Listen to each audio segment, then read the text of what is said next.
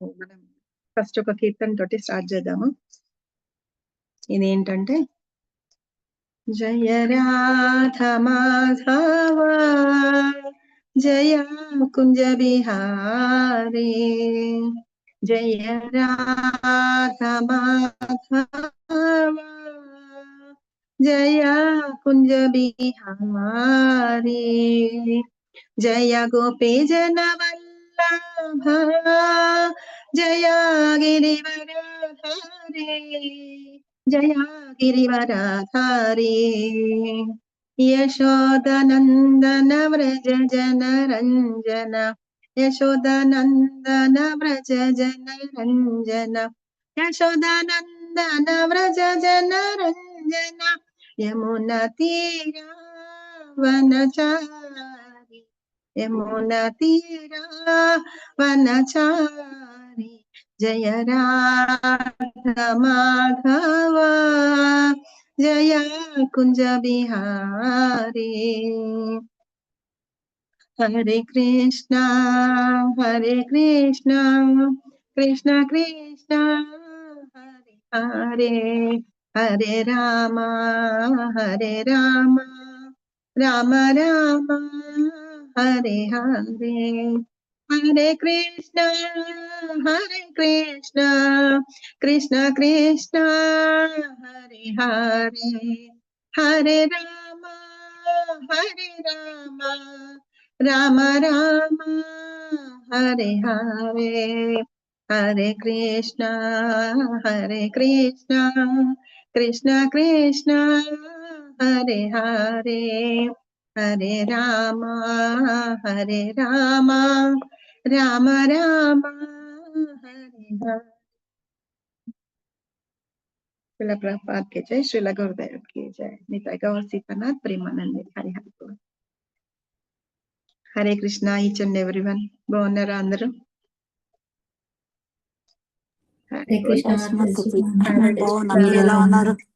మేము బాగున్నాను మాతాజీ, మీరందరూ బాగున్నారా? హరే కృష్ణ మాతాజీ. హరే కృష్ణ హరే కృష్ణ మాతాజీ. హరే కృష్ణ మాతాజీ. బాగున్నాం, మీరు బాగున్నారా మాతాజీ? బాగున్నాను మాతాజీ. హరే కృష్ణ ప్రభు. ప్రణామం అందరికి. మాతాజీ ఇన్వకేషన్ ప్రేయర్స్ చేస్తారా మాతాజీ? పద్మజ మాతాజీ.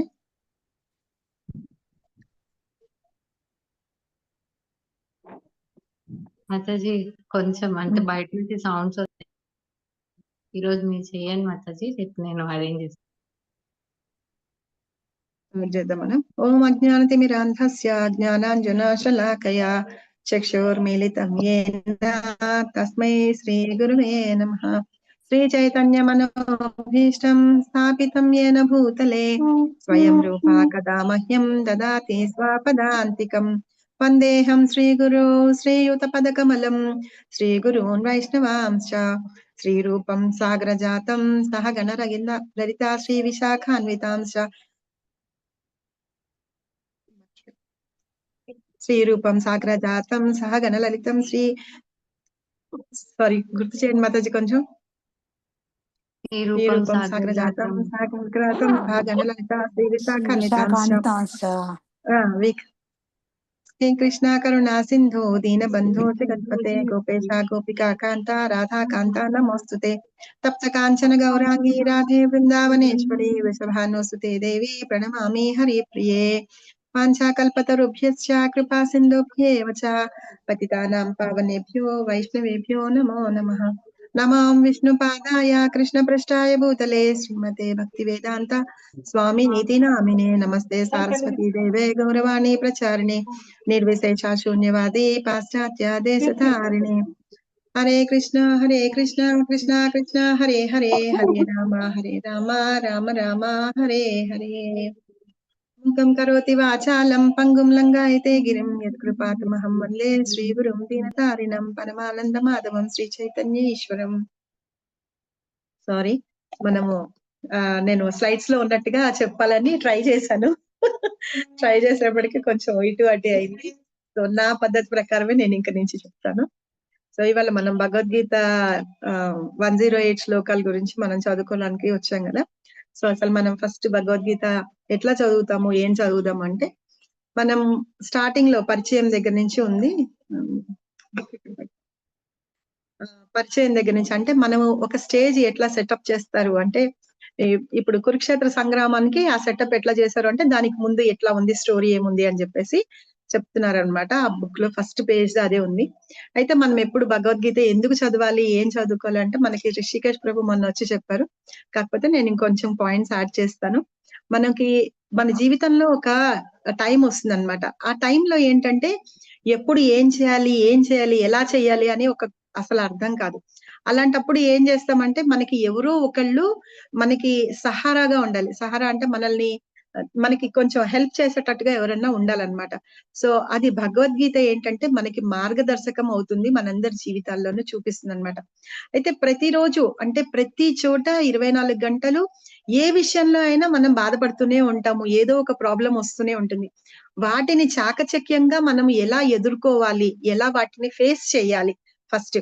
అంటే ప్రాబ్లమ్ వచ్చంగానే మనం అందరం డీలా పడిపోతూ ఉంటాం కదా, ఏం చేయాలి అర్థం కాకుండా. సో దానికోసం ఏంటంటే, ఇప్పుడు సపోజ్ చూడండి, ఉద్యోగంలో చేస్తున్నా గానీ, కుటుంబంలో కానీ, మనకేమన్నా రిలేషన్స్ అంటే ఫ్రెండ్స్ గానీ, బంధువులు గానీ, ఎలా రిలేషన్ ఉన్నా సరే, ఇంకొకటి మనం జీవితంలో అభివృద్ధి చెందాలి అని ఉంటాం చూసారా, వాటన్నిటిలోనూ ఏదో ఒక ప్రాబ్లం వస్తుంది. కానీ మనందరికీ కావాల్సింది ఏంటంటే, మనస్సు ప్రశాంతంగా ఉండడం. ఎప్పుడైతే మన మనస్సు ప్రశాంతంగా ఉంటుందో, అప్పుడు మనం వేరే వాటి మీద మన దృష్టి కరెక్ట్ గా కేంద్రీకరిస్తాం అన్నమాట. సో కాబట్టి ఏంటంటే, అర్జునుడు ఆ పరిస్థితిలోనే ఉన్నాడు. నిజంగానే అన్ని తెలుసు, కానీ ఆ సిచ్యువేషన్ లో ఏం చేయాలి అని తెలుసుకోలేకపోతే కృష్ణుడు అర్జునుడికి చెప్పాడనమాట. మనందరం కూడా అలాగే ఉన్నాం, అదే పరిస్థితిలో ఉన్నాం, అర్జునుడి పరిస్థితిలో. కాబట్టి మనం ఏంటంటే, ఈ గీత మీద కాన్సన్ట్రేట్ చేస్తూ, అందులో ఉన్న ఒక్కొక్క శ్లోకాన్ని అంటే రోజు ఒక శ్లోకం మన క్లాసెస్ తీసుకుంటున్నప్పటి నుంచి చూద్దాము. దాని అర్థం తెలుసుకుందాం ఫస్ట్.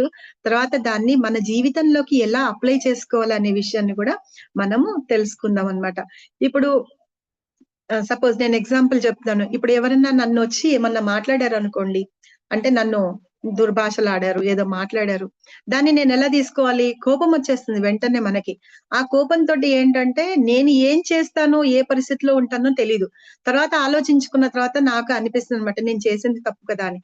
సో మనం అలా సంయమనం ఎలా పాటించాలి అనే విషయాన్ని కూడా మనము ఇందులో భగవద్గీతలో అర్థం చేసుకుంటాం. అయితే మీరు అడగచ్చు నన్ను, మనందరం చదువుకున్నాం, మేమందరం చాలా సార్లు చదివాం మాతాజీ మీరు అని.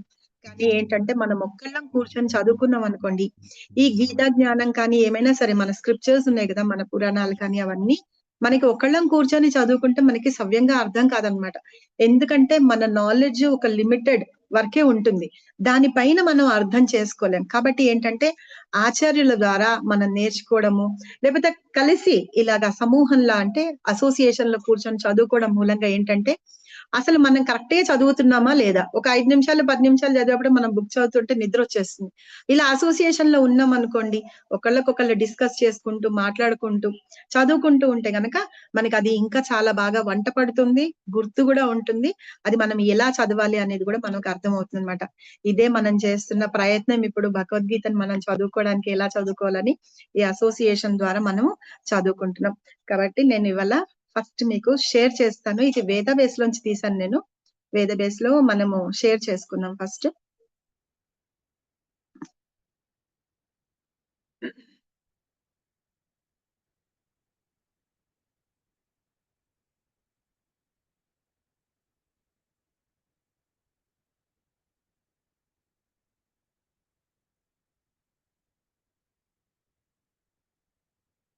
మీ దగ్గర బుక్ ఉంటే కనుక మీరు తీసుకోండి. ఎవరి దగ్గరైనా ఉంటే బుక్ ఉంటే కనుక తీసుకోండి.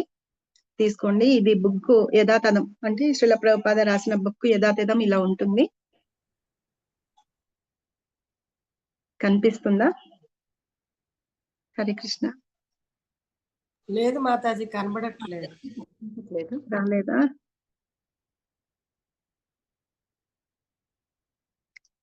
షేర్ చేశాం కదా.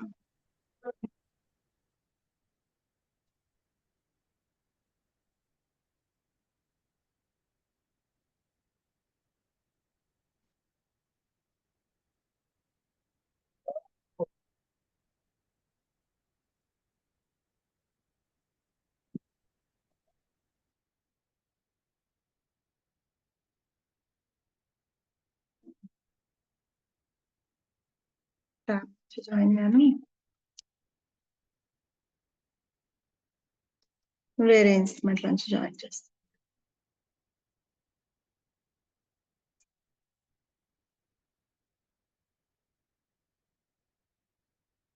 మీరు షేర్ చేయగలుగుతారా మాతాజీ?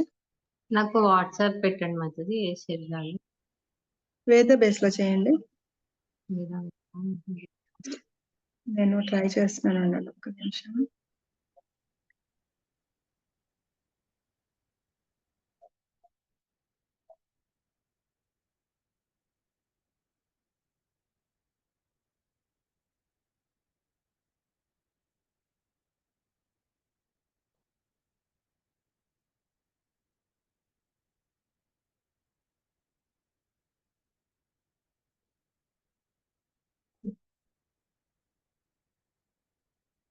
Recording in progress.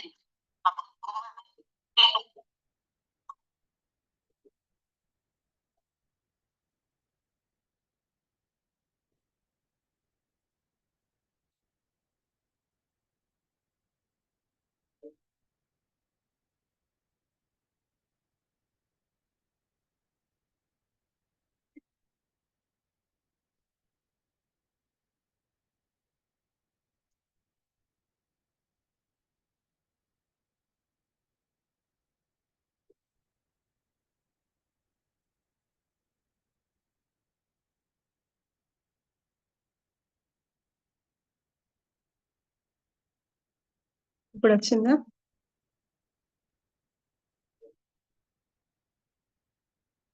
వచ్చింది మాతాజీ.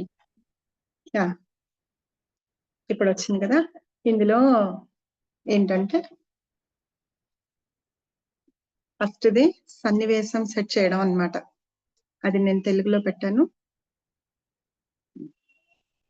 ఇప్పుడు ఇది ఏంటంటే ఒక్కొక్కళ్ళు ఒక్కొక్క పారాగ్రాఫ్ చదువుతూ ఉంటే మనము దీని గురించి చర్చించుకుందాం, సరేనా?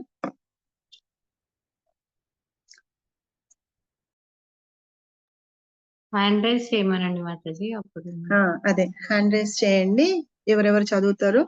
సో ఒక్కొక్కళ్ళు ఒక్కొక్క పారాగ్రాఫ్ చదువుతుంటే మనం ఫినిష్ చేసుకుందాం. యా, కళ్యాణి మాతాజీ చదవండి. విస్తృతంగా ప్రచురింపబడి స్వయంగా చదవబడినప్పటికీ భగవద్గీత మొదట్లో ప్రాచీన ప్రపంచ సంస్కృత చరిత్ర అయిన మహాభారతంలో ఒక ఎపిసోడ్ గా కనిపిస్తోంది. మహాభారతం ప్రస్తుతం కలియుగానికి దారితీసిన సంఘటనల గురించి చెబుతుంది. ఈ యుగం ప్రారంభంలో దాదాపు 50 శతాబ్దాల క్రితం శ్రీకృష్ణుడు తన స్నేహితుడు మరియు భక్తుడు అర్జునుడికి భగవద్గీతను బోధించాడు. ఇది భగవద్గీత మహాభారతంలో పార్ట్ అని మనం స్టార్టింగ్ లో చెప్పుకుంటున్నాం అన్న కదా. సో ఇప్పుడు దీన్ని ఏంటంటే అందుకనే ఇక్కడ చెప్తున్నారు మహాభారతంలో ఒక ఎపిసోడ్ అన్నమాట. మొత్తం అంతా అది అందులో ఉంది కదా, అందులో కృష్ణ ఏం చెప్తారో దాని గురించి చెప్తున్నారు. ఆ మహాభారతంలో జరిగిన సంఘటనలన్నీ కూడా ఈ కలియుగంలో అవే అలాగా దారి తీస్తున్నాయి అని చెప్పడం అన్నమాట. కాబట్టి ఈ కలియుగంలో స్టార్టింగ్ లో అసలు అంతకు ముందు 50 శతాబ్దాలు అంటే 50 శతాబ్దాలు, శతాబ్దం అంటే 100 కదా, అంటే 50 అంటే 50 × 100 5000 సంవత్సరాల క్రితం కృష్ణుడు తన స్నేహితుడైన అర్జునుడికి భగవద్గీతని బోధించారనమాట. అదే మహాభారతంలో ఉన్న ఎపిసోడ్ కొంచెం ఉన్న దాన్ని మనం తీసి విడిగా మనందరం కూడా తెలుసుకోవాలి అని చెప్పే ఉద్దేశంతో దీన్ని విడిగా తీసి భగవద్గీతలుగా చెప్పి పెట్టి మనకి బుక్ సెపరేట్ గా ఉందన్నమాట. తర్వాత ఇంకెవరన్నా చదవండి. నెక్స్ట్ కంబంపాటి రమేష్. హలో, జై శ్రీకృష్ణ అండి. జై కృష్ణ. వారి ప్రసంగాన్ని మేడం ఫస్ట్ నుంచి రావట్లేదు, ఇదేనా సంఘటనల గురించి చెప్తుంది, అక్కడి నుంచే కనిపిస్తుంది. అవును మాతాజీ, మనం బుక్ లో స్టార్టింగ్ నుంచి చదువుతున్నాం అనుకున్నాం కదా. ఇది తర్వాత వారి ప్రసంగం ఉంది కదా, అక్కడి నుంచి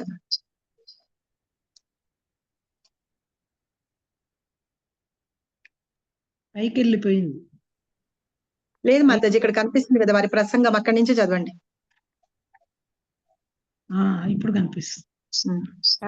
వారి ప్రసంగం మానవాళికి తెలిసిన గొప్ప తాత్విక మరియు మతపరమైన సంభాషణలో ఒకటి యుద్ధం ప్రారంభానికి ముందు జరిగింది. ఇది ధృతరాష్ట్రుని 100 మంది కుమారులు మరియు వ్యతిరేక వైపు వారి బంధువులైన పాండవులు లేదా పాండు కుమారుల మధ్య జరిగిన ఒక గొప్ప సోదర హత్యా సంఘర్షణ. ధృతరాష్ట్రుడు మరియు పాండుడు కురువంశంలో జన్మించిన సోదరులు. భూమిని పాలించిన పూర్వపాలకుడు భరతుడు అనే రాజు వంశస్థుడు. అతని నుండి మహాభారతుడు అనే పేరు వచ్చింది. పెద్ద సోదరుడు ధృతరాష్ట్రుడు అంధుడిగా జన్మించినందున, లేకపోతే అతనికి ముందే సింహాసనం తమ్ముడు పాండుకు ఇవ్వబడింది. పాండు చిన్న వయసులోనే. Thank you Mataji. సో ఇప్పుడు ఈ 2 పారాగ్రాఫ్ లో ఏం చెప్తున్నారంటే వాళ్ళ మధ్య జరిగిన సంభాషణ గురించి చెబుతూ అసలు మనకి ఈ మహాభారతం అని, మన దేశానికి భారతదేశం అనే పేరు ఎలా వచ్చిందని. అయితే వాళ్ళ వంశస్థుడైన భరతుడు ఉన్నాడు కదా, ఆయన ద్వారానే ఆయన మొత్తం పరిపాలించాడు, భూమిని అంతటినీ పరిపాలించాడు అనమాట. ఆయన పేరు మీదనే ఇది వచ్చింది. మనం మొన్న 18 days కోర్స్ లో కూడా ఆయన గురించి ఒక స్టోరీ చెప్పుకున్నాము. తర్వాత ఈ మధ్యలో కూడా మనం మధ్యలో ఇంకొకసారి కూడా చెప్పుకుందాం. సో ఆయన వంశానికి చెందిన వాళ్ళే వీళ్ళన్నమాట. అయితే ధృతరాష్ట్రుడు, పాండురాజు వీళ్ళిద్దరు ఏంటంటే ఆ వంశంలో జన్మించిన వాళ్ళే. వాళ్ళిద్దరూ సోదరులు అవుతారనమాట. అయితే ఒకసారి ఏమైంది, పెద్ద సోదరుడు ధృతరాష్ట్రుడు ఉన్నాడు కదా, అతనికి గుడ్డివాడు అనమాట. గుడ్డివాళ్ళుగా ఉన్న వాళ్ళు రాజ్యాన్ని పరిపాలించడానికి, అంటే ఏదన్నా ఒక శరీర ఇది లేని వాళ్ళు రాజ్యాన్ని పరిపాలించడానికి అర్హతలు కాదనమాట. కాబట్టి ఏం చేస్తారంటే ఆ సింహాసనాన్ని పాండురాజుకి ఇస్తారు. అప్పుడు పాండురాజు తను ఈ రాజ్యాన్ని పరిపాలిస్తూ ఉన్నాడు అనమాట. అది ఇక్కడ చెప్తున్నారు. తర్వాత నెక్స్ట్ గెస్ట్ అని పెట్టారు, ఎవరు చదవండి. పైకి వెళ్ళిపోయింది. పాండురాజు చిన్న వయసులో పైకి వెళ్ళిపోయింది. ఇంకా కనిపించడం లేదు. ఇంకా కనిపించట్లేదా? పాండు చిన్న వయసులోనే మరణించినప్పుడు అతని 5 పిల్లలు యుధిష్ఠిర, భీమ, అర్జునుడు, నకులుడు మరియు సహదేవుడు ధృతరాష్ట్రుని సంరక్షణలోకి వచ్చారు. వాస్తవానికి అతను తాత్కాలికంగా రాజు అయ్యాడు. ఆ విధంగా ధృతరాష్ట్రుని కుమారులు మరియు పాండు కుమారులు ఒకే రాజకుటుంబంలో పెరిగారు. ఇద్దరికీ నిపుణుడైన ద్రోణుడి వద్ద సైనిక కళలలో శిక్షణ ఇవ్వబడింది మరియు వంశంలో గౌరవనీయమైన తాత అయిన భీష్ముడి వద్ద సలహా ఇవ్వబడింది. అయినప్పటికీ ధృతరాష్ట్రుని కుమారులు, ముఖ్యంగా పెద్దవాడైన దుర్యోధనుడు పాండవులను ద్వేషించి అసూయపడ్డాడు మరియు అంధుడు మరియు బలహీనమైన మనస్సు గల ధృతరాష్ట్రుడు పాండు కుమారులు కాదు, తన సొంత కుమారులే రాజ్యాన్ని వారసత్వంగా పొందాలని కోరుకున్నాడు. అయితే ఇక్కడ ఏమైంది, పాండురాజు చిన్న వయసులోనే మరణించాడు అనమాట. ఎందుకంటే అతనికి ఒక శాపం ఉంటుంది. ఆ శాపం మూలంగా ఏంటంటే అతను మరణిస్తాడు. మరణించేటప్పటికి తన 5 పిల్లలు అయిన యుధిష్ఠిరుడు, భీముడు, అర్జునుడు, నకులుడు, సహదేవుడు ఉన్నారు కదా. అయితే పాండురాజుకి 2 భార్యలు ఉన్నారు. మనకు అందరికీ తెలుసు ఎవరున్నారు. హరిబోల్. కుంతి, మాద్రి. సో వాళ్ళిద్దరు అన్నమాట. అయితే ఒకసారి ఏం చేస్తాడంటే పాండురాజు తను, అంటే మామూలుగా వీళ్ళందరూ బయటికి అట్లా తిరగడానికి వెళ్తూ ఉంటారు కదా, ఒకసారి అలాగే అడవికి వెళ్తూ భార్యలిద్దరిని కూడా తీసుకొని వెళ్తాడనమాట. వెళ్ళినప్పుడు బాధపడుతూ ఉంటే అప్పుడు ద్రౌపది చెప్తుంది, ద్రౌపదికి ఉన్న వరం గురించి ఎవరికి తెలియదు అనమాట. అంటే తెలిస్తే కొంచెం భీష్మ పితామహుడికి తెలుసు, కుంతికి ఉన్న వరం గురించి ఎవరికి తెలియదు అనమాట. అయితే ఈవిడ పెళ్లికి ముందే కర్ణుడు అని ఒక అతను పుట్టాడు కదా, అయితే ఆ వరం గురించి తెలియదు కదా, వీళ్ళకి పిల్లలు ఉండరు అని. అంటే ఏ భార్యతోటైనా కలిస్తే గనక పాండురాజు చనిపోతాడు అని చెప్పి అతనికి శాపం ఉంటుంది. సో అక్కడికి వెళ్ళిన తర్వాత తను బాధపడుతూ ఉంటే అప్పుడు కుంతీదేవి తనకున్న వరం గురించి చెప్తుంది అనమాట. వరం గురించి చెప్తే అప్పుడు ఏ దేవతనైతే ప్రార్థిస్తే వాళ్ళు పిల్లలు పుడతారనమాట, వాళ్ళ ఆ వరం ద్వారా పుడతారు. సో ఆ రకంగా వీళ్ళకి యుధిష్ఠిరుడు అంటే ధర్మరాజు, భీముడు, అర్జునుడు వాళ్ళ 3 తీసుకుంటే తర్వాత మాద్రి కూడా అడుగుతుంది, నేను కూడా పుత్రవిహీనంగా ఉండటం ఎట్లాగా నాకు కూడా ఆ మంత్రం చెప్పమంటే కుంతీదేవి ఆవిడకి చెప్తుంది. ఆ మంత్రంతో ఆవిడకి అశ్విని కుమారుల ద్వారా నకులుడు, సహదేవుడు అని కవల పిల్లలు 2 పుడతారనమాట. అయితే వీళ్ళందరూ ఏం చేస్తారంటే ఈ 5 పిల్లల్ని తర్వాత అక్కడ పాండురాజు తను ప్రేమావేశంలోకి వెళ్ళి మాద్రి వెంట పడేటప్పటికి అక్కడ ఆయన చనిపోతాడు. ఇప్పుడు మాద్రి ఏం చేస్తుంది, సహగమనం చేస్తుంది. నార్మల్ గా ఉంది కదా, సతీ సహగమనం అప్పుడు ఉంది కదా. అయితే నేను వెళ్తాను అని కుంతీదేవి అంటే అప్పుడు మాద్రి అంటుంది, నీ అంత ధైర్యవంతురాల్ని నేను కాదు, ఎందుకంటే నేను ఈ పిల్లలందరినీ పెంచి అందరిలోనూ నేను మాటలు ఇలా చూసుకుంటూ అంత ధైర్యంగా నేను బతకలేను, నువ్వే అంత గొప్పదానివి కాబట్టి నువ్వు ఉండు, నేను చేశాను కాబట్టి తప్పు, నేను శిక్ష అనుభవించాలి అని తను వెళ్ళి ఏంటి సహగమనం చేస్తున్నామట పాండురాజుతో. అప్పుడు ఈ 5 పిల్లల్ని పెట్టుకొని చిన్నప్పటి నుంచి కుంతీదేవి పెంచి పెద్ద చేస్తుంది. తర్వాత వీళ్ళందరూ ఏంటంటే ఎవరి సంరక్షణలోకి, ఇప్పుడు తమ్ముడు చనిపోయినాడంటే పెద్దవాడు పెద్దనాన్న ఆయన ధృతరాష్ట్రుడు ఉన్నాడు కాబట్టి వాళ్ళ దానిలోకి రావాలన్నమాట. సరే, ఆ పిల్లలందరినీ తీసుకొని వస్తే అక్కడ వాళ్ళు సవ్యంగా చూడడానికి ఒప్పుకోరు అనమాట. వీళ్ళందరూ ఇప్పుడు పేరుకి పాండు కుమారులు కాబట్టి వీళ్ళని పాండవులు అంటారు, 5 ఉన్నారు కాబట్టి పంచ పాండవులు అంటారు. అయినా వీళ్ళందరూ కూడా కౌరవులే అన్నమాట. వాళ్ళు 100 మందిని కౌరవులు అనడం కాదు, వీళ్ళందరూ కూడా కురు వంశానికి సంబంధించిన వాళ్ళు కాబట్టి అందరూ ఒకటే. కాకపోతే ఏంటంటే ధృతరాష్ట్రుడు తను ఏంటంటే రాజ్యం కావాలి అన్న దీంతోటి తనే రాజ్యాన్ని పరిపాలించాలి అని అనుకుంటూ తన పిల్లలే రావాలి అని అనుకుంటున్నాడు కదా, అందుకని పాండు రాజకుమారులని వేరుగా చూస్తూ వేరుగా చేస్తూ ఉంటాడు అనమాట. ఈ విధంగా ధృతరాష్ట్రుడు కుమారులు, తర్వాత పాండు రాజకుమారులు వీళ్ళిద్దరూ ఒకే చోట పెరుగుతారు అందరూను. ఎందుకంటే భీష్మ పితామహుడు అక్కడ ఆ సింహాసనాన్ని నేను సంరక్షిస్తూ ఉంటాను, దాని మీద ఎవరు రాజుగా కూర్చున్నా అని చెప్పేసి ఆయన చెప్తాడనమాట, రాజుగా ఉండను అని చెప్పి. తల్లి సత్యవతికి చెప్తాడనమాట, ఆవిడ పిల్లల్ని నేను చేస్తానని. అప్పుడు భీష్మ ప్రతిజ్ఞ చేసుకొని ఉంటారు కాబట్టి ఆయన తాతగారి ఇదిలో ఆధ్వర్యంలో ఈ పంచ పాండవులు, తర్వాత ఈ ధృతరాష్ట్రుడి పిల్లలు వీళ్ళందరూ కూడా ద్రోణుడి వద్ద సైనిక అంటే యుద్ధ విద్యలు అంటాం కదా, అవన్నీ తెలుసుకొని నేర్చుకొని ఉన్నారనమాట. తర్వాత హరిపోలు నెక్స్ట్ విద్యాస్వరూపిణి దేవి దాసి మాతాజీ. అయినప్పటికీ ధృతరాష్ట్రుని కుమారులు, ముఖ్యముగా పెద్దవాడైన దుర్యోధనుడు పాండవులను ద్వేషించి అసూయపడ్డాడు. మరియు అంధుడు మరియు బలహీనమైన మనసు గల ధృతరాష్ట్రుడు పాండు కుమారులు కాదు, తన సొంత కుమారులు రాజ్యాన్ని వారసత్వంగా పొందాలని కోరుకున్నాడు.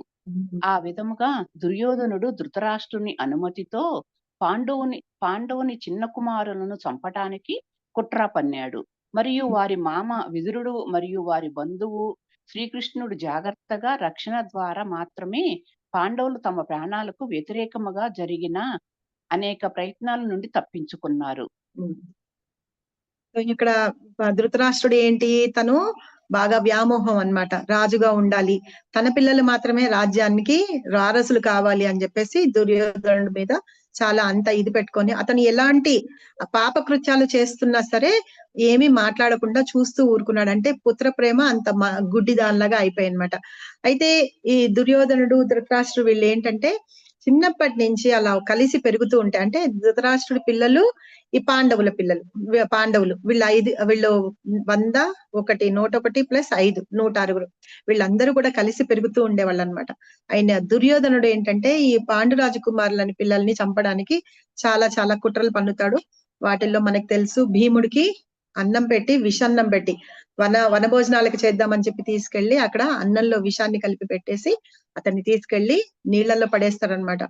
అసలు భీముడు ఎంత బలంగా ఉంటాడంటే అతన్ని మొయ్యడానికి వాళ్ళ ఫ్రెండ్స్ అందరు కలిపి పట్టుకొని వెళ్లి నీళ్లలో పడేస్తాడు. చిన్నప్పటి నుంచే అంత బరువు ఉంటాడనమాట భీముడు.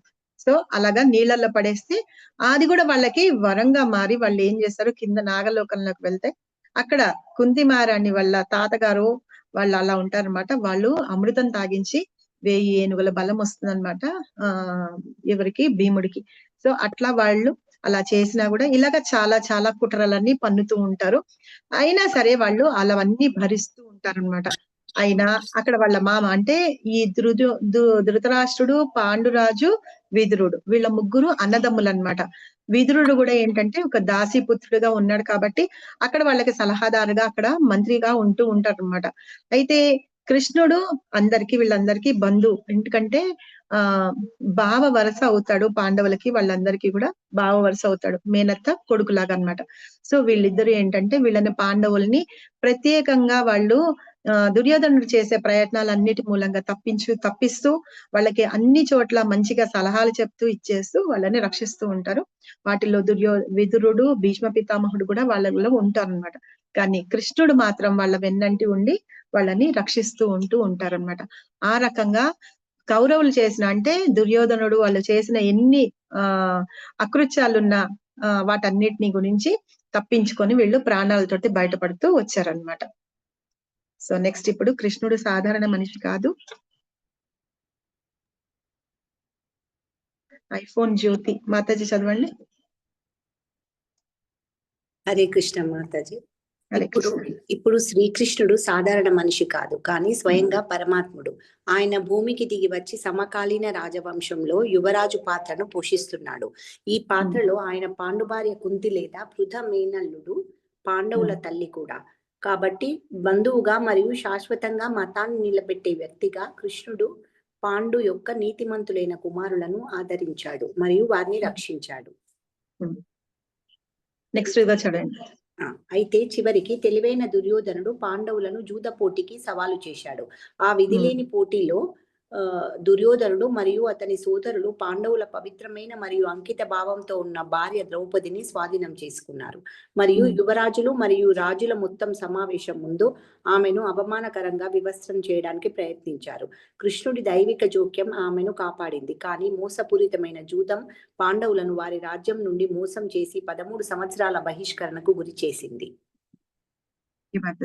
సో ఇప్పుడు ఇక్కడ ఏమంటున్నారంటే, మనం ఇప్పుడు మామూలుగా కూడా మనం ఇప్పుడు చెప్పుకున్నాం కదా, ఇప్పుడు మనం చదువుకుంటున్న దానిలోని ఇప్పుడు కలియుగంలో ఎట్లా ఉంటుంది అనేది అక్కడ జరుగుతుందని. ఇప్పుడు కూడా చూడండి, ఏ అన్నదమ్ములు అక్క చెల్లెళ్ళు గాని ఒక చోట ఉంటూ ఉంటారా, లేకపోతే ఆస్తి వివాదాల్లో వాటిల్లో వస్తూ కొట్టుకుంటూ ఉంటారు, మాట్లాడుకుంటూ ఉంటారు. దానికి ఎలాంటి పరిణామాలు దారితీస్తాయి అనేది మనం ఇక్కడ మన పురాణాల్లో వీటిల్లో మనం తెలుసుకోవచ్చు అనమాట. అదే పాండవులు కౌరవులు గురించి జరుగుతున్నది కూడా. యాక్చువల్ గా ఏం చెప్తారంటే, సత్యయుగంలో ఉన్నప్పుడట దేవతలు ఎక్కువ ఎక్కడుండేవాళ్ళు, పైన వైకుంఠంలోనో స్వర్గంలోనో ఉండేవాళ్ళు. అప్పుడు రాక్షసులు ఎక్కడ ఉండేవాళ్ళు అంటే పాతాళ లోకంలో ఉండేవాళ్ళు, కింద లోకాల్లో ఉండేవాళ్ళు అనమాట. అప్పుడు దేవుడు వచ్చి వీళ్ళని చంపారనమాట. ఎలా అంటే, వరాహస్వామిని తీసుకోండి, వచ్చి ఇక్కడ ఎవరు వచ్చారు, వరాహస్వామి చేతిలో ఎవరు చనిపోయారు, హిరణ్యాక్షుడు. ఓకే, హిరణ్యాక్షుడిని చంపేశారు. తర్వాత సత్యయుగం తర్వాత ఇంకోటి ఏ యుగం, త్రేతాయుగం. త్రేతాయుగంలో ఏంటంటే భూమి మీదే ఉన్నారనమాట. ఏంటంటే భగవంతుడు భూమి మీదకే వచ్చి రాముడు అవతారంలో జన్మించాడు. తర్వాత రాముడు ఎవరిని చంపారు, రావణాసురుడు కూడా భూమి మీదే ఉన్నాడు కదా, లంక పెట్టుకొని తన కోసం అలా, అది కూడా తను లాక్కున్నది అనమాట. అది ఎక్కడన్నా స్టోరీ మనకి సిచ్యుయేషన్ డిమాండ్ చేస్తే చెప్పుకుందాము, అది ఎలా తీసుకున్నాడు అనేది కూడా, ఎవరి దగ్గర నుంచి తీసుకున్నాడు అని. సో అలాగా ఆ లంకని స్వాధీనం చేసుకొని అక్కడ ఉంటూ సీతమ్మని ఎత్తుకుపోయి అక్కడ ఒక రాక్షసుడుగా ఉంటే రాముడు వచ్చి చంపారు. ఎక్కడ చంపారు, భూమి మీదే చంపారు అనమాట. తర్వాత యుగం ఏంటి, ఇందాక చెప్పారు కదా, ద్వాపర యుగం వచ్చేటప్పటికి దానవులును అంటే దేవతలు అందరూ ఒకే చోట ఉన్నారు అనమాట, ఒకే ఇంట్లో ఉన్నారు. ఇప్పుడు చూడండి, కృష్ణుడు వచ్చారు, పాండవులను రక్షించడానికి వచ్చారు, అక్కడే ఉన్నారు. కౌరవులు పాండవులు ఒకే చోట ఉన్నారా, వాళ్ళు ఒకళ్ళకొకళ్ళు ఇది చేయాలి. అయితే ఒకే ఇంట్లో ఒకే చోట పెరిగారు మంచి వాళ్ళు చెడ్డవాళ్ళు, దానవులు.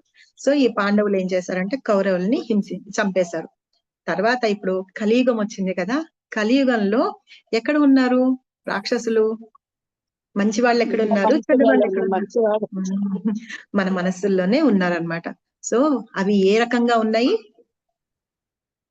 మంచి చెడు అసుర జీవగణాలతో మనం చేసే పనిని బట్టి. ఓకే, ఇంకా ఎదుటి వారి పట్ల మనం చూపించే ప్రవర్తన బట్టి. దైవీ గుణాలు అసుర గుణాల రూపంలో ఉన్నాయి. ఓకే, ఇంకా కామ క్రోధ మోహ మత మాచర్యాల రూపంలో మనలోనే ఉన్నాయన్నమాట. అరిషడ్ వర్గాల రూపంలో ఆ 6 శత్రువులు మనలోనే ఉన్నాయి. ప్రతి నిమిషం మనం వాటితోటి పోరాడుతూ ఉన్నామన్నమాట. కాబట్టి ఏంటంటే ఇప్పుడు కలియుగంలో శత్రువులు అనే వాళ్ళు ఎక్కడో లేరు, మనలోనే ఉన్నారు శత్రువులు. అందుకనే మనం భగవంతుడిని తెలుసుకోలేకపోతున్నాం అన్నమాట. సో అదే మనకి ఇక్కడ భగవద్గీతలో మనకి ఇక్కడ ముందు మనం తెలుసుకుంటున్నాం చూసారా, ఆ స్టెప్ లో ఇవి అసలు దానికి ముందు ఏం జరిగింది అనే విషయం తెలిసి చెప్తూ కలియుగంలో కూడా ఇలా ఉంటుంది అని చెప్తూ మనలో ఉన్న మన శత్రువులతోటి మనం పోరాడుతూ ఉన్నాం చూసారా. ఆ పోరాటం ఎంత వరకు ఉంటుందంటే అవి మన దగ్గర ఉన్నంత వరకు ఉంటుంది. కాబట్టి వాటిని పారదోలాలి అంటే ఏంటంటే ఇలా భగవంతుడు చెప్పిన గీతా జ్ఞానం ఏదైతే ఉందో మనం అది తీసుకోవాలన్నమాట. ఇలాగ పాండవులందరినీ కృష్ణుడు వచ్చి వాళ్ళ సంరక్షణలో వాళ్ళని రక్షణలో ఉంటూ ఆయన వాళ్ళందరినీ రక్షిస్తూ ఉన్నారు, వాళ్ళ ప్రాణాలకి ఏం కానికుండా. కానీ కృష్ణుడి గురించి చెప్పాలి అంటే కృష్ణుడు ఒక సాధారణ మనిషి కాదని ఆయన స్వయంగా భగవంతుడే అంటారు. భాగవతంలో ఫస్ట్ శ్లోకంలోనే చెప్తారనమాట, జన్మాద్యస్యతో అన్వయాది తరతాస్తేతేశ్వ విఘ్నస్వరాట్ అని.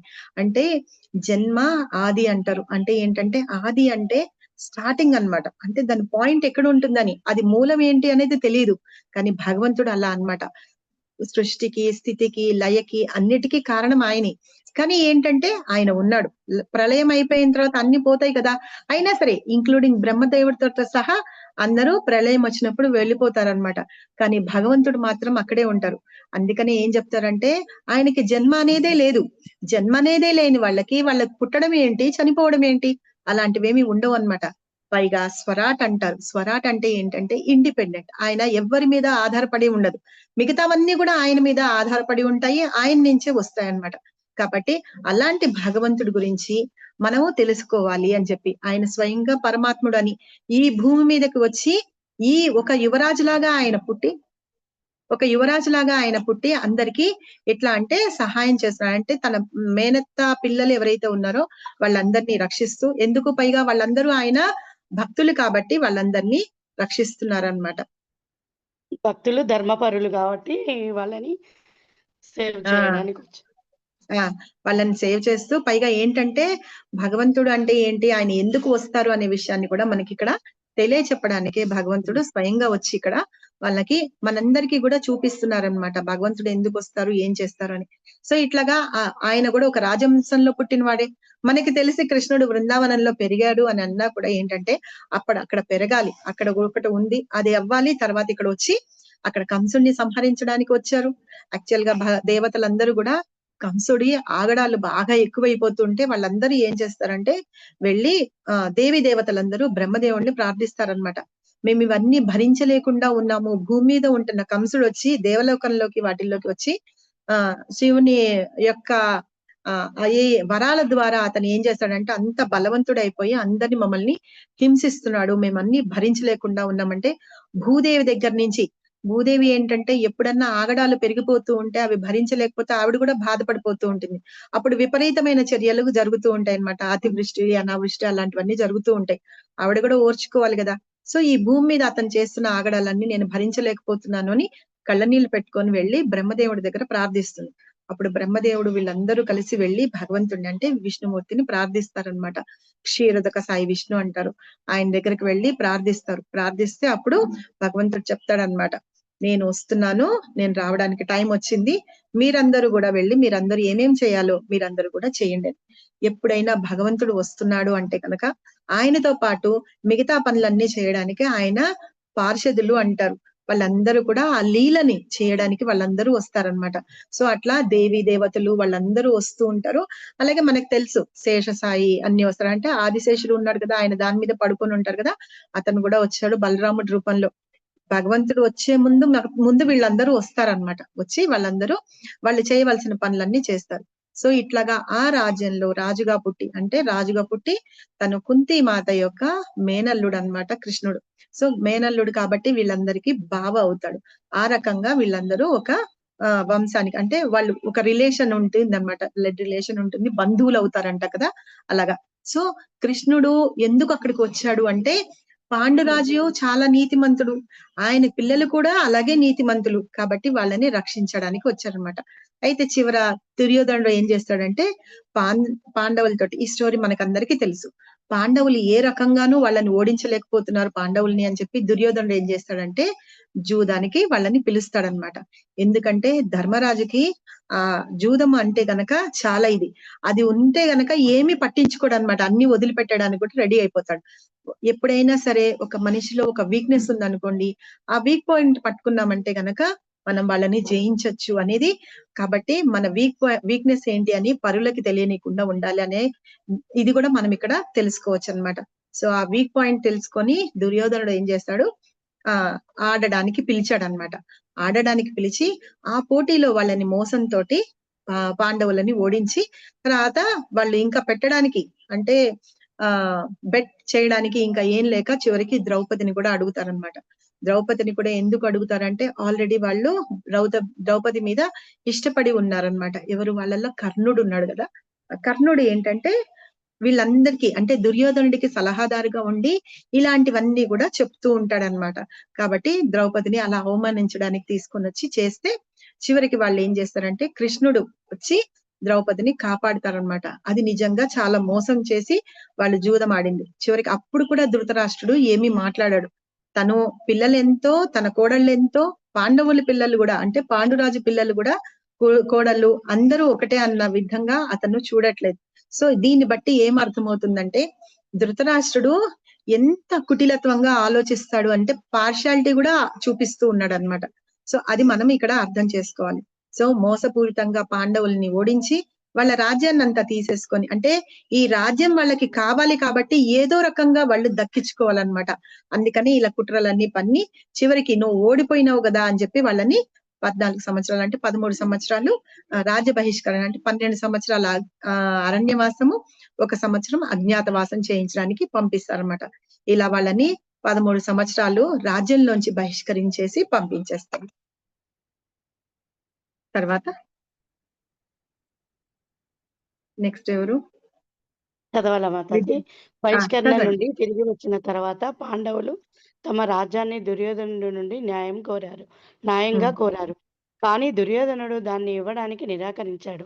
ప్రజా పరిపాలనలో సేవ చేయడానికి యువరాజులుగా బాధ్యత వహించిన 5 పాండవులు తమ అభ్యర్థనను కేవలం 5 గ్రామాలకు తగ్గించుకున్నారు. కానీ దుర్యోధనుడు అహంకారంతో ఒక పిన్ను కొట్టడానికి తగినంత భూమిని వారికి ఇవ్వనని బదిలించాడు. ఇదంతా జరుగుతున్నంతసేపు పాండవులు నిరంతరం సహనంతో ఉన్నారు. కానీ ఇప్పుడు యుద్ధం అనివార్యమైంది. అయినప్పటికీ ప్రపంచ రాజులు విడిపోయినప్పుడు కొందరు ధృతరాష్ట్రుని కుమారుల పక్షం వహించారు, మరికొందరు పాండవుల పక్షం వహించారు. కృష్ణుడు స్వయంగా పాండు కుమారుల కోసం దూత పాత్రను పోషించి శాంతి కోసం వేడుకోవడానికి ధృతరాష్ట్ర ఆస్థానానికి వెళ్ళాడు. అతని విన్నపాలు తిరస్కరించబడినప్పుడు ఇప్పుడు యుద్ధం ఖచ్చితంగా జరిగిద్ది.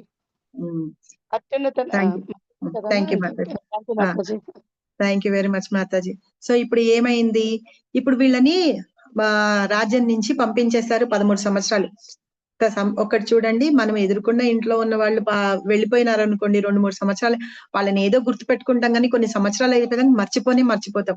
అలాంటిది వీళ్ళు 13 సంవత్సరాలు వెళ్ళిపోయిన తర్వాత మళ్ళీ యుద్ధానికి రమ్మని చెప్పి వచ్చిన తర్వాత వీళ్ళు అడుగుతారనమాట, నాకు ఇది అంటే మేము వచ్చాం కాబట్టి అంటే మీరు చెప్పిన ప్రకారం మేము 13 సంవత్సరాలు అరణ్యవాసము అజ్ఞాతవాసం చేసి వచ్చాం కదా, మా రాజ్యాన్ని మాకు ఇవ్వండి అని చెప్పి అడుగుతారనమాట. అడిగితే వాళ్ళు దుర్యోధనుడికి ఏంటంటే వీళ్ళు వెళ్ళారు కాబట్టి ఏదో రకంగా మళ్ళీ వాళ్ళని పట్టుకోవడం, మళ్ళీ అంటే ఈ అజ్ఞాతవాసంలో లాస్ట్ సంవత్సరం అజ్ఞాతవాసం చేస్తారు కదా, ఆ అజ్ఞాతవాసంలో ఉన్నప్పుడు ఎప్పుడైనా సరే ఈ 5 ప్లస్ ద్రౌపది వీళ్ళ 6లో ఎవరినైనా సరే ఎవరన్నా కనిపెట్టి వాళ్ళు పలానా చోట ఉన్నారని కనిపెడితే గనక వెంటనే మళ్ళీ ఇంకో 12 సంవత్సరాలు అరణ్యవాసం చేయాలి.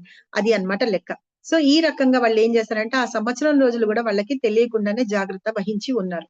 అయితే ఇప్పుడు ఏంటంటాడంటే మళ్ళీ వచ్చాం కాబట్టి అలా వచ్చేసిన తర్వాత మీ రాజ్యం మీకు ఇచ్చేస్తాం అన్నట్టుగా. అయితే ఇవ్వలేదు, వచ్చి అడుగుతారు, అడిగితే ఇవ్వలేదు. ఇవ్వకపోతే కృష్ణుడు ఏం చేస్తారు, రాయబారిగా వెళ్ళి వాళ్ళ దగ్గర అడుగుతారనమాట. వాళ్ళ రాజ్యాన్ని వాళ్ళకి ఇచ్చేయమంటే మేము ఇవ్వమంటారు. అంటే సరే అయితే మీరు రాజ్యం ఇవ్వద్దులే, 5కి 5 ఊర్లు ఇవ్వండి. ఎందుకంటే ఒక కింగ్ అంటాం కదా, ఒక రాజుగా ఉన్న వాళ్ళు వీళ్ళు, ఒక రాజపుత్రులు కూడా వీళ్ళు 5. సో వాళ్ళ 5 కూడా పరిపాలించడానికి వాళ్ళకి 5 రాజ్యాలు ఇవ్వమని చెప్పి అడిగితే ఇవ్వనంటాడు దుర్యోధనుడు. అప్పుడు 5 రాజ్యాలు ఇవ్వకపోవడమే కాదు, ఒక సూది మొన భూమి మీద పెట్టేటంత ఎంత ప్లేస్ ఉంటుందో ఆ ప్లేస్ కూడా ఇవ్వనని చెప్పేసి చెప్తాడు. తర్వాత ఇదంతా జరుగుతుంది కదా, తర్వాత చివరికి వాళ్ళు యుద్ధానికి రెడీ అవుతారనమాట. ఈ యుద్ధానికి రెడీ అయినప్పుడు కూడా దుర్యోధనుడికి ఎంత కాన్ఫిడెన్స్ అంటే ఏమనుకుంటాడు, ఇన్ని సంవత్సరాలు వీళ్ళు ఇక్కడ ఉండకుండా వెళ్ళిపోయారు, జనాలందరూ వాళ్ళని మర్చిపోయి ఉంటారు, రాజులు వీళ్ళందరినీ మర్చిపోయి ఉంటారు. కాబట్టి మొత్తం ఉన్న వాళ్ళందరూ, యుద్ధానికి ఉన్న వాళ్ళందరూ నాకే సపోర్ట్ చేస్తారు, అసలు యుధిష్ఠిరుడికి ఎవ్వరు సపోర్ట్ చేయరు అన్న ఓవర్ కాన్ఫిడెన్స్ తోటి ఉంటారనమాట. అందుకని ఏం చేస్తాడంటే యుద్ధానికి సరే అంటాడు, ముందే యుద్ధానికి సరే అనేస్తాడు. కాబట్టి తీరా ఎప్పుడైతే వీళ్ళు యుద్ధానికి స్టార్ట్ అవుతారో అప్పుడు వీళ్ళు ఎవరు యుధిష్ఠిరుడికి హెల్ప్ చేయడానికి అని చెప్పి చాలా మంది, మొత్తం రాజ్యంలో ఎంతెంత మంది ఉన్నారో అతనికి కూడా సపోర్టర్స్ ఉంటారు కదా, వాళ్ళందరూ వచ్చేటప్పటికి ఆశ్చర్యపోతాడు అనమాట దుర్యోధనుడు. ఏంటి ఇన్ని సంవత్సరాలు వాళ్ళు ఎక్కడున్నారో, ఏం చేస్తున్నారు, ఎలా ఉన్నారు ఏమీ తెలియకుండా, ఒకళ్ళతో ఒకళ్ళు మాట్లాడుకోకుండా ఉన్నా సరే వీళ్ళందరూ ఎందుకు యుధిష్ఠిరుడికి హెల్ప్ చేస్తున్నారు అని అతనికి చాలా డౌట్ వస్తుంది అనమాట. సో ఇది ధర్మరాజు యొక్క, పాండవుల యొక్క గొప్పతనం అదనమాట. సో ఈ రకంగా వాళ్ళందరూ యుద్ధం చేయడానికి వచ్చినప్పుడు ఈ ప్రపంచంలో రాజులు ఎవరైతే ఉన్నారో వాళ్ళందరూ కూడా చాలా మంది యుధిష్ఠిరుడి వైపు వెళ్ళారు. అదే ఇక్కడ చెప్తున్నారు, ప్రపంచ రాజులందరూ విడిపోయి ఉన్నారు అంటే ఎవరితోటి సంబంధాలు లేవు, మాట్లాడుకోవడాలు లేవు. కానీ ధృతరాష్ట్రుని వైపు కొంతమంది పక్షం వహిస్తే చాలా మంది పాండవుల పక్షం వహించారనమాట. సో ఆ రకంగా కృష్ణుడు వాళ్ళ దూతలాగా వెళ్ళి అలా చేసి శాంతి కోసం చూడాలన్నా దొరకలేదు, చివరికి యుద్ధాన్ని మాత్రం కంపల్సరీగా చెయ్యాల్సే వచ్చింది. తర్వాత ఇంకెవరైనా చదవండి. హరిబోల్. హరే కృష్ణ మాతాజీ. అత్యున్నత నైతిక స్థాయి కలిగిన పాండవులు కృష్ణుడిని దేవుడి అత్యున్నత వ్యక్తిత్వంగా గుర్తించారు. అయితే ధృతరాష్ట్రుడి దుష్ట కుమారులు అలా చేయలేదు. అయినప్పటికీ కృష్ణుడు విరోధుల కోరిక మేరకు యుద్ధంలోకి ప్రవేశించడానికి ముందుకొచ్చాడు. దేవుడిగా ఆయన వ్యక్తిగతంగా పోరాడాడు. కానీ అలా కోరుకునేవారు కృష్ణుడి సైన్యాన్ని ఉపయోగించవచ్చు మరియు మరొక వైపు కృష్ణుడిని సలహాదారుగా మరియు సహాయకుడిగా కలిగి ఉండవచ్చు. రాజకీయ మేధావి అయిన దుర్యోధనుడు కృష్ణుడి సాయుధ దళాలను దోచుకున్నాడు. పాండవులు కూడా కృష్ణుడిని కలిగి ఉండాలని అంతే ఆసక్తిగా ఉన్నారు. ఈ విధంగా కృష్ణుడు అర్జునుడి రథసారథి అయ్యాడు. కల్పిత విలుకాడు రథాన్ని నడిపించే బాధ్యతను స్వయంగా తీసుకున్నాడు. ఇది భగవద్గీత ప్రారంభమయ్యే స్థితికి మనల్ని తీసుకువస్తుంది. 2 సైన్యాలు యుద్ధానికి సిద్ధంగా ఉన్నాయి మరియు ధృతరాష్ట్రుడు తన కార్యదర్శి సంజయుని ఆతృతగా వారు ఏమి చేశారు అని అడుగుతున్నాడు. ఈ అనువాదము మరియు వ్యాఖ్యానం గురించి ఒక చిన్న గమనిక మాత్రమే అవసరం కావడంతో సన్నివేశం సెట్ చేయబడింది. అది సో ఇప్పుడు ఏంటంటే మనం ముందు నేర్చుకోవాలనుకుంటున్నాం కదా, వచ్చారు వీళ్ళందరూ వేరే వేరే రాజులు, వీళ్ళందరూ కూడా వీళ్ళకి హెల్ప్ చేయడానికి వచ్చారు, వాళ్ళు యుద్ధం చేయడానికి రెడీగా ఉన్నారనమాట. కాబట్టి ఈ రాజకీయ మేధావి అనుకుంటున్నాడు కదా దుర్యోధనుడు, ఆయన ఏం చేస్తాడంటే అంటే ఎప్పుడైనా ఒకసారి నాకంటే గొప్ప వాళ్ళు లేరు, నాకంటే గొప్పగా ఆలోచించే వాళ్ళు లేరు అనుకుంటూ ఉంటారు చూసారా, అలాంటి కోవకి చెందినవాడు దుర్యోధనుడు అనమాట. అందుకని నేను చాలా గొప్పగా కోరుకున్నాను అని మనకి స్టోరీ కూడా తెలుసు. వెళ్ళి కృష్ణుడి దగ్గర తన సేన అంతా అడుగుతాడనమాట. కానీ అర్జునుడు ఏం చేస్తాడు, వెళ్ళి కృష్ణుడి స్వయంగా మాతో ఉండమని చెప్పి అతను కోరుకుంటాడనమాట. అది నిజమైన తెలివితేటలు అంటే. కృష్ణుడు ఏంటి, భగవంతుడు అని చెప్పి వీళ్ళందరూ తెలుసుకోగలిగి ఉన్నారు కాబట్టి, పైగా వాళ్ళ మేనబావ వాళ్ళతోటి ఫ్రెండ్ గా ఉంటారు కాబట్టి, బంధువు వీళ్ళతోటి ఉంటారని చెప్పి కృష్ణుని కోరుకున్నాడు అనమాట. కృష్ణుని యొక్క శక్తియుక్తులు, సామర్థ్యము అన్ని పాండవులకి తెలిసి ఉన్నాయి. ఇక్కడ ఇన్ని చూస్తున్నా కూడా దుర్యోధనుడు మూర్ఖుడిలాగా తెలుసుకోలేకపోయినాడు అనమాట. కాబట్టి కృష్ణుడు ఏం చేస్తాడు అనే ఉద్దేశంతో ఆయన సేనని కోరుకున్నాడు. సో ఆ రకంగా అర్జునుడికి రథసారథి అయ్యాడు కృష్ణుడు.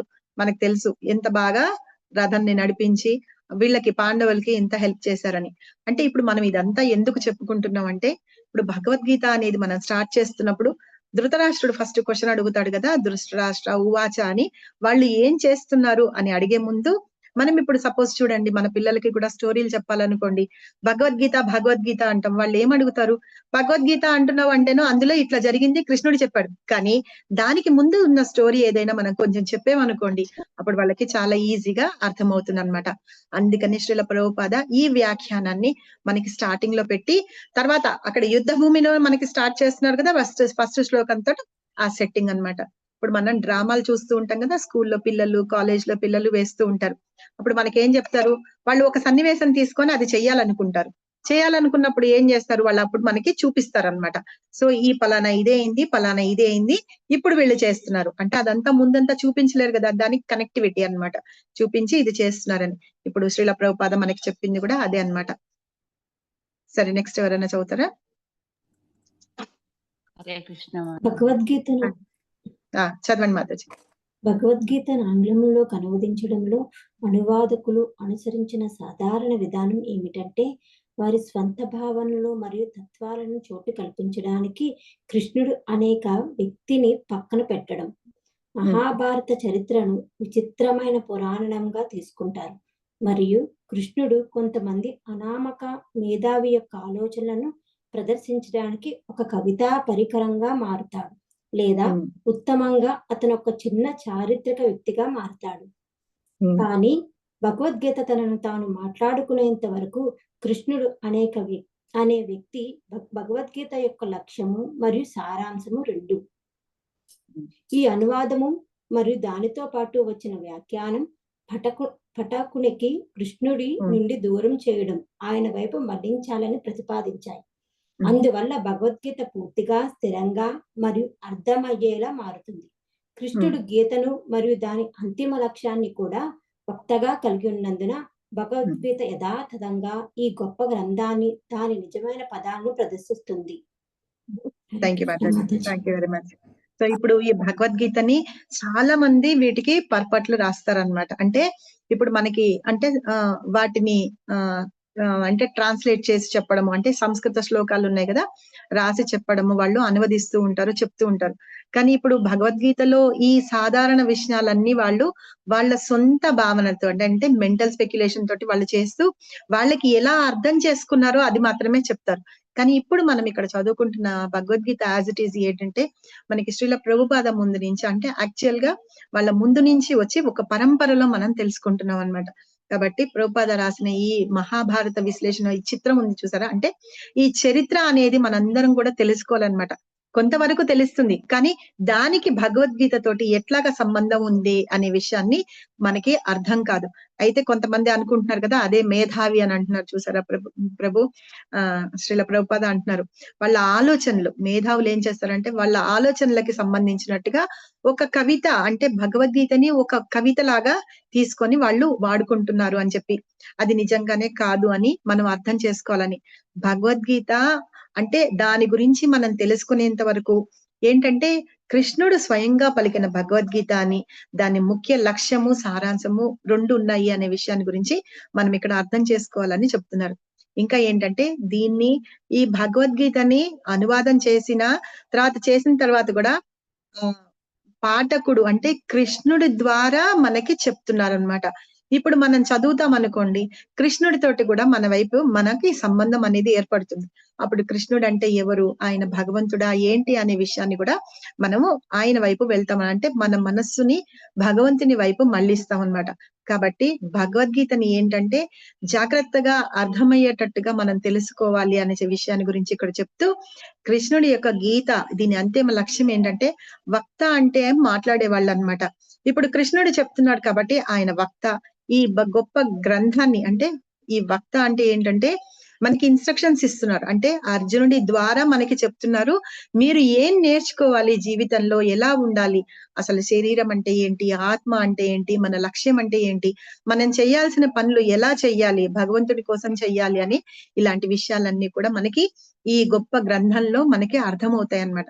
కాబట్టి దీన్ని మనం నిజమైన శైలిలో కరెక్ట్ గా అర్థం చేసుకునేటట్టుగా ఆ పదాల్లో పెట్టి ఉన్నది మనం చదువుకోవాలి అని ఇక్కడ శ్రీల ప్రభుపాద మనకి చెప్తున్నారు. తర్వాత రేపు ఈ అంకిత భావం ఉంది, మిగతావన్నీ రేపు మనం చదువుకుందాము.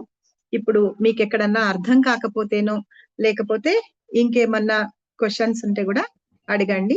మీరేమన్నా షేర్ చేయాలనుకుంటే కూడా చేయండి. హరే కృష్ణ మాతాజీ. నిజంగా చాలా బాగా ఎక్స్ప్లెయిన్ చేశారు మాతాజీ. రియల్ గా చెప్తున్నాను, ఎంత బాగా ఎక్స్ప్లెయిన్ చేశారంటే తెలియని విషయాలు చాలా చాలా తెలిసింది. యాక్చువల్ గా ఇంకొంచెం ఎక్స్ప్లెయిన్ చేసి స్టోరీలు అనుకున్నాను, కానీ మళ్ళీ చాలా ఇదవుతుంది. మళ్ళీ ఇవే స్టోరీలు మళ్ళీ ముందు మనం శ్లోకాల్లో చెప్పుకునేటప్పుడు నేను అక్కడ చెప్తాను కదా, అప్పుడు మీకు చెప్తాను. మనం స్టార్టింగ్ లో ఇంట్రడక్షన్ లో మనం ఒక స్టేజ్ సెట్ చేస్తున్నాము భగవద్గీత తెలుసుకోవడానికి అనుకుంటున్నాం కదా. సో అందుకని మనం తెలుసుకోవాలి అనే ఉద్దేశంతో మనం తెలుసుకున్నాం. ఇప్పుడు చూడండి, మన పిల్లలకి మనము భగవద్గీత అంటే ఏమన్నా చెప్పాలనుకోండి, వాళ్ళు వచ్చి అడుగుతారు, మరి ఏంటమ్మా ఊరికనే భగవద్గీత చదవమంటావు, శ్లోకాలు చదవమంటావు. కాదు, అలా కాదు మీరు చెప్పవలసింది. పిల్లలకి చెప్పే పద్ధతి ఉంటుంది కదా, మీరు ఏం చేయండి, ఒక చిన్న స్టోరీ లాగా, మనము బెడ్ టైమ్ స్టోరీస్ ఉంటాయి కదా, అలా చెప్పండి. కౌరవులు ఉన్నారు, పాండవులు ఉన్నారు. వీళ్ళందరూ ఏంటంటే 2 అన్నదమ్ములు ఉన్నారు, ఆ అన్నదమ్ముల పిల్లలు ఉన్నారు. అయితే తమ్ముడు చనిపోయినాడు, కానీ అన్న రాజ్యాన్ని ఇచ్చేయడానికి, అంటే వాళ్ళకి ఏంటంటే తెలుస్తుంది, ఒక మనలో ఏంటంటే కొన్ని ఫిజికల్ గా హ్యాండిక్యాప్ట్ అట్లా ఉంటే కూడా వీళ్ళు చేయడానికి పనికిరారు. ఇప్పుడు ధృతరాష్ట్రుడు గుడ్డివాడు కాబట్టి రాజ్యాన్ని పరిపాలించడానికి అతను అర్హుడు కాదనమాట. సో ఇలాంటి విషయాలు కూడా పిల్లలు తెలుసుకుంటారు. సో అతను రాజ్యం పరిపాలించలేడు కాబట్టి తన తమ్ముడు పరిపాలిస్తున్నాడు. తమ్ముడు పరిపాలిస్తుంటే అన్నకేమో ఈర్షాద్వేషాలు ఎక్కువైపోతున్నాయి. అలాగే సింపుల్ వర్డ్స్ లో చెప్పి దాన్ని ఇలా చెబుతూ, అయితే ఇక్కడ ఏమైంది, వాళ్ళ బావ ఉన్నాడు కదా, ఆయన కృష్ణుడు ఉన్నాడు అనమాట. ఆయన వచ్చి ఇదిగో వాళ్ళకి రాజ్యం కావాలి అని చెప్పి చేసే యుద్ధము, అంటే ఆ రాజ్యం నాది, నాకు కావాలి అంటే, కాదు నేను తమ్ముళ్ళది తీసేసుకొని నేను ఇవ్వను అంటున్నాడు అనమాట దుర్యోధనుడు. కాబట్టి అక్కడ జరుగుతున్న యుద్ధము, ఆ యుద్ధంలో కృష్ణుడు చెప్పినవి అన్నట్టుగా అలా చెప్పి సింపుల్ గా మనం పిల్లలకి చెప్తాం అనుకోండి, వాళ్ళకి చాలా ఈజీగా కూడా అర్థమవుతుంది అనమాట. ఓకేనా మాతాజీ? మాతాజీ ఇంకోటి, ఇప్పుడు మీరు షేర్ చేసింది అది పీడిఎఫ్ మాతాజీ ఆ బుక్? అది వేదా బేస్ లో ఉంటుంది. గూగుల్ సెర్చ్ వేదా బేస్ భగవద్గీత, వేదా బేస్ అనుకుంటే భగవద్గీత చేస్తా, గ్రూప్ లో షేర్ చేస్తా. అంటే బుక్లెట్ కొనుక్కుంటానికి అవుదా మాతాజీ? బుక్లెట్ అంటే మనం భగవద్గీత యాజ్ ఇట్ ఈస్ మనం యూజ్ చేసి చదువుతాం కదా, అదే బుక్ వేద బేస్ లో కూడా ఉందన్నమాట, ఆన్లైన్ లో చదువుకోవచ్చు. అంటే అడుగుతున్నది, ఇప్పుడు మీరు ఏ బుక్ ఫాలో అవుతున్నారు, అది ఒక పిక్చర్ పెడతారా మాతాజీ? అది పెడతాను, లింక్ కూడా మన గ్రూప్ లో పెడతాను. Thank you so much Mataji. Hare Krishna. Okay, Hare Krishna Mataji. ప్రణామాలు మాతాజీ. ప్రణామ్ మాతాజీ. అంటే నేను మధ్యలో జాయిన్ అయిన చూసుకోలేదు మెసేజ్, నేను జాయిన్. అయితే ఇప్పుడు వివరణ మాతాజీ, ఇది మనకు భగవద్గీత ప్రతి అధ్యాయంలో ప్రతి శ్లోకము చెప్పుకుంటూ పోవడమా? ఇప్పటి వరకు 18 days క్లాస్ వేరే కదా? అవును, ఇది 108 శ్లోకాలు అని పెట్ట, ఇంపార్టెంట్ శ్లోకాస్ అన్ని చెప్పుకుంటాం మనం.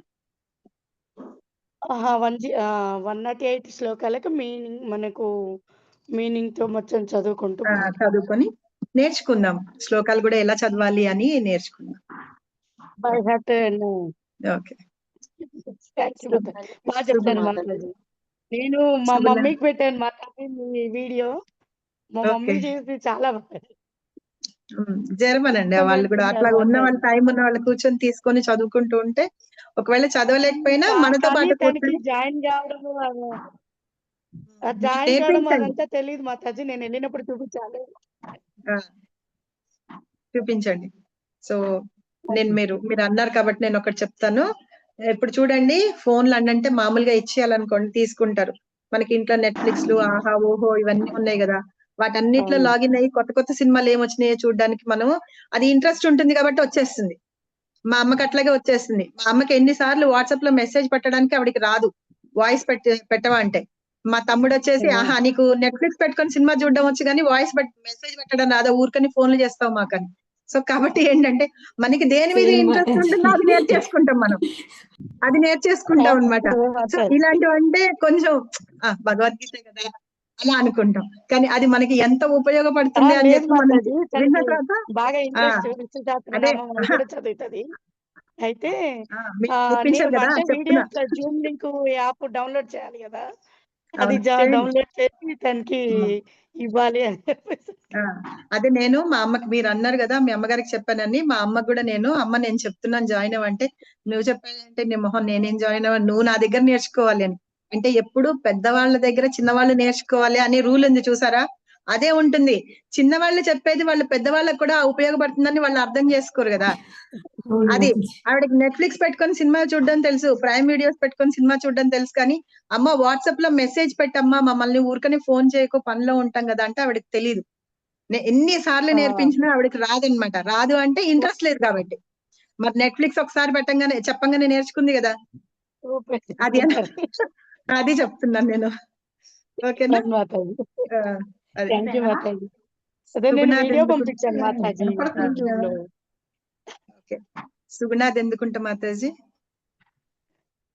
కృష్ణ మాతాజీ. హరే కృష్ణ మాతాజీ. చెప్పండి, ఏంటి డౌట్స్ ఏమైనా ఉన్నాయా? లేదు మేడం, క్లియర్ గా చెప్పారు, బాగా చెప్పారు. అర్థమైందా? అర్థమైంది పూర్తిగా. ఓకే, సో మనం రేపు ప్రభుపాద ఏం చెప్పాలనుకుంటున్నారు అంటే, మనకి స్టేజ్ సెట్ చేసుకున్నాము. మనం భగవద్గీత, అసలు కృష్ణుడు వస్తున్నాడు, యుద్ధ భూమి పెట్టారు.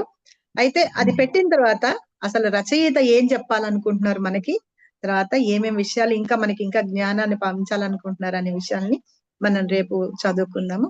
తర్వాత ఏదైనా బుక్ రాసినప్పుడు వాళ్ళు ఎవరికన్నా అంకితం ఇస్తారనమాట. కొంతమంది వాళ్ళ అమ్మలకి ఇస్తారు, వాళ్ళ ఫాదర్స్ కి ఇస్తారు, వాళ్ళ గురువులకి ఇస్తారు కదా. సో ఈ బుక్ భగవద్గీత బుక్ ని ఎవరికి ఇచ్చారు, అంకితం ఇచ్చారు అనేది కూడా, ఆయన ఎవరు అనే విషయం కూడా రేపు తెలుసుకొని మనం నేను వీలైనంత వరకు, చాలా పెద్దగా ఉన్నాయి ఉపోద్ఘాతం అంతా, నేను సమ్మరైజ్ గా చెప్పడానికి చెప్తాను. కొన్ని ఇంపార్టెంట్ అయిన పారాగ్రాఫ్స్ షేర్ చేస్తాను, చదువుదాం. అలా చదువుకొని మనం నెక్స్ట్ వీక్ నుంచి ఫస్ట్ శ్లోకం నుంచి చదువుకుందాం. ఓకేనా? Hare Krishna Mataji. Thank you very much Mataji. Mataji ఇది వీడియో షేర్ చేస్తారా మాతాజీ గ్రూప్ లో? ఇప్పుడు 108 శ్లోకాస్ కూడా 108 శ్లోకాస్ షేర్ చేస్తారు మాతాజీ. వేద బేస్ లైబ్రరీ అది కూడా షేర్ చేస్తారు. తర్వాత బుక్ కూడా, బుక్ మనం చదువుకుంటాం భగవద్గీత యాజ్ ఇట్ ఈస్ అనింది కదా, అది కూడా పిక్చర్ కూడా షేర్ చేస్తారు. నేను ఈ వీక్ మీరు ఖాళీగా ఉండకుండా అందులోంచి కొన్ని క్వశ్చన్స్ కూడా పెడతాను, వాటికి కూడా మీరు ఆన్సర్స్ ఇవ్వండి. సో దట్ మనము దాని నుంచి పక్కకి వెళ్ళిపోకుండా, అబ్బా మాతాజీ మళ్ళీ ట్యూస్డే అయిపోయింది, మళ్ళీ నెక్స్ట్ మండే కదా అని చెప్పేసి ఈ మధ్యలో వీకెండ్స్ వస్తాయి, మనం మర్చిపోకుండా మళ్ళీ మాతాజీ ఏంటంటే ఇప్పుడున్న ఒకవేళ 2-3 శ్లోకాస్ అయిపోయినాయి అనుకోండి, ఈ 2 days లో నేర్చుకొని రమ్మనండి. అదే నేను మీకు మెదడుకు పొద్దున పట్టేటట్టుగా కొంచెం ఏమైనా క్వశ్చన్స్ పెడతాను, కానీ మీకు హోంవర్క్ ఇస్తున్నాను, మీ ఇంట్లో పనులు చేసుకోవద్దని మాత్రం తిట్టుకోకండి. సో మనం చిన్న చిన్నగానే హోంవర్క్ ఇస్తేనే గుర్తుగా ఉంటది.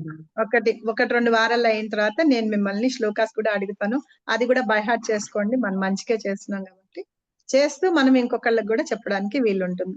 తర్వాత మీరే ఎక్స్ప్లెయిన్ చేయండి, వాటిని మీ పర్సనల్ లైఫ్ లో ఎలా ఇంప్లిమెంట్ చేస్తున్నారు అనే విషయాన్ని కూడా, మీకు ఎంతవరకు అర్థమైంది అవన్నీ కూడా మనం చర్చించుకుంటూ ఉందాము ఫ్యూచర్ క్లాసెస్ లో. ఓకేనా? హరే కృష్ణ మాతాజీ. ఇప్పుడు ఈ క్లాస్ రికార్డింగ్ పెడతారా మాతాజీ? పెడతారు మాతాజీ. ఏ రోజు మనకి క్లాస్ అయిపోయిన వెంటనే రికార్డింగ్ పెడతారు. ఒకవేళ ప్రభు కొంచెం బిజీగా ఉంటే కనుక ఇటు అటుగా ఒక మధ్యాహ్నమో సాయంత్రం కూడా పెడతారు. కంపల్సరీగా రికార్డింగ్స్ అన్ని. ఓకేనా? QR code పెట్టగలరా?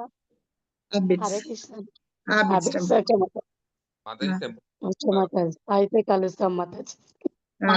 ఒక్క మాట మాతాజీ, గుంటూరే కాదా మాతాజీ మీరు ఇప్పుడు ఉండేది? హైదరాబాద్. ఆహా, అయితే మాతాజీ మీరు ఒక్క మాట చెప్పారు మొదట్లో, కొత్తగా వచ్చే వాళ్ళు కొంచెం బెరుకుగా, మేము అలానే వచ్చాము మాతాజీ, గుంటూరే మాది. కాకపోతే మేము వచ్చిన టైంలో మీరు ఉన్నారు అక్కడ, కానీ అంటే మిమ్మల్ని నేను అంటలేదు, అలా వచ్చి అక్కడ కూర్చుంటే మీరు చదువుతున్నా ఏదైనా కొంచెం ఇంట్రెస్ట్ గా ఇందామని కూర్చుంటే, అబ్బా ఇంకా మిగతా కొంతమంది వచ్చి పక్కకు జరుగు అలా అన్నారు మాతాజీ. అది చాలా బాధ వేసింది. తర్వాత సరే పూలు ఎలా గుచ్చుతున్నారో చూద్దాం, పూల దగ్గరకు వచ్చి కూర్చున్నా గానీ రెండో రోజు అక్కడ అంతే జరిగింది మాతాజీ. కానీ అలా కొత్తగా వచ్చిన వాళ్ళని కొంచెం కలుపుగోలుతనంగా జాయిన్ చేసుకుంటే, అబ్బా ఇంకెంత బాగుంటుందా అని నేను అప్పుడు అనుకున్నా. అవరే మిమ్మల్ని అప్పుడు నేను పలకరించలేకపోయానే అని కొంచెం బాధ వేసింది. ఇప్పుడు చాలా చాలా అర్థం అవుతుంది మాతాజీ. అవును మాతాజీ. అంటే వాళ్ళు కొత్త వాళ్ళని తీసుకుంటారా అంటే, శ్రీల ప్రభుపాద చెప్పింది కొంతమంది ఫాలో అవుతారు, కొంతమంది ఫాలో అవరు. కాకపోతే ఏంటంటే వాళ్ళ మనసులో ఏముందో ఏమో మనకు తెలీదు. కొత్త వాళ్ళు కదా, వీళ్ళు నిజంగానే మనం రానియచ్చా లేదా వాళ్ళు ఎలా చేస్తారో అంటే కొంతమంది శుభ్రంగా కూడా ఉండరు మాతాజీ.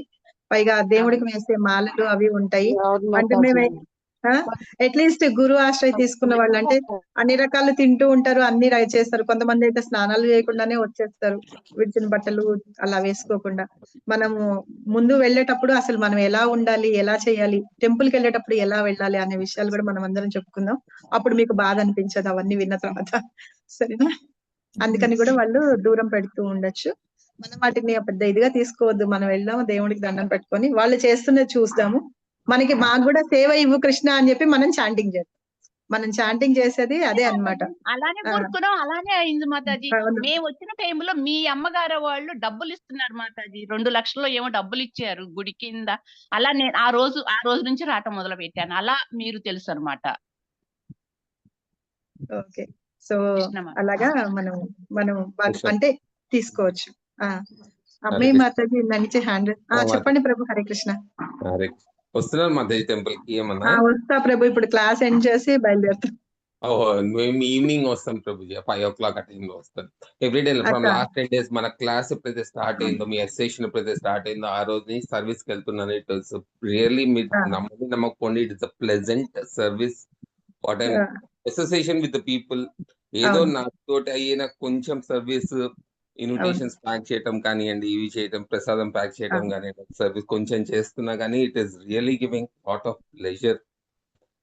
మీరు చెప్పిన క్లాసెస్ కొంచెం అక్కడ చాలా మంది ప్రభులు ఉన్నారు ప్రభుజీ, ఐఐటీస్ నుంచి, ఐఐటీస్ నుంచి పెద్ద పెద్ద వాళ్ళ దగ్గర నుంచి వింటూ ఉంటే కీపింగ్ మీ ఆక్యుపైడ్. అక్కడ 4 hours చేస్తున్న వర్క్ 4 minutes ఇంత తొందరగా అయిపోయిందా అనే టైప్ లో ఉంది. అదే ఎప్పుడైతే ప్రభు మనము అసోసియేషన్ ఆఫ్ డివోటీస్ తో ఉంటుంటామో అసలు మనం ఎంత వినయంగా ఉండాలి ఏంటి అనేది తెలుస్తుంది అన్నమాట.